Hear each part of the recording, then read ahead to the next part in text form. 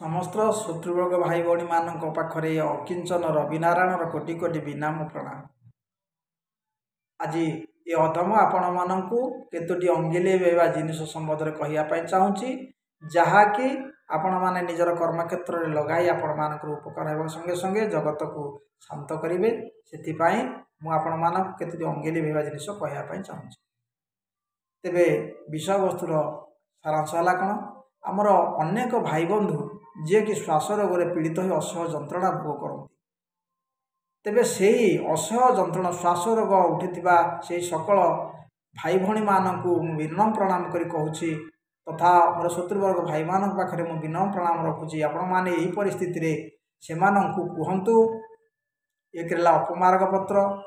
दुई हूँ महाकाल पत्र, तीन हूँ अपमार्ग अपमार्ग गछ समस्त जानी कंटा जातीय गछ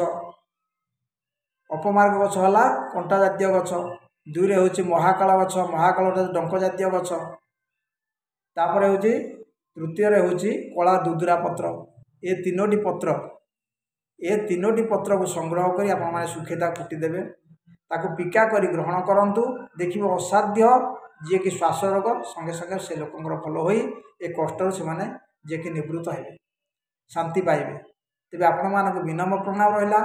आपण मैंने से श्वास रोग संबंध में से रोगी मान कहतु कला दुदुरा पत्र अपमार्ग पत्र एवं महाकाल पत्र ये तीनोटी पत्र को पिका कर ग्रहण करूँ पिका कर ग्रहण कले असाध्य जे कि श्वास रोग खास रोग ये सब बंद हो आउ जदि पिलामानकर धई खास हो सुखिला खास आमर होगा जाऊँगी आपण मैंने कौन करेंगे ना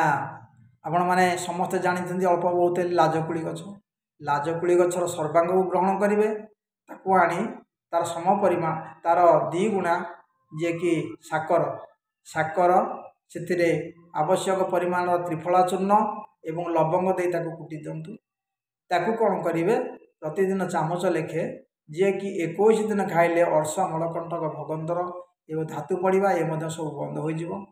श्वास खास सब बंद हो तेज 7 दिन खाइले श्वास रोग भी जीव बाहरी कि 21 दिन खाइले आम जिते प्रकार गरम धातु अच्छी से सब बंद हो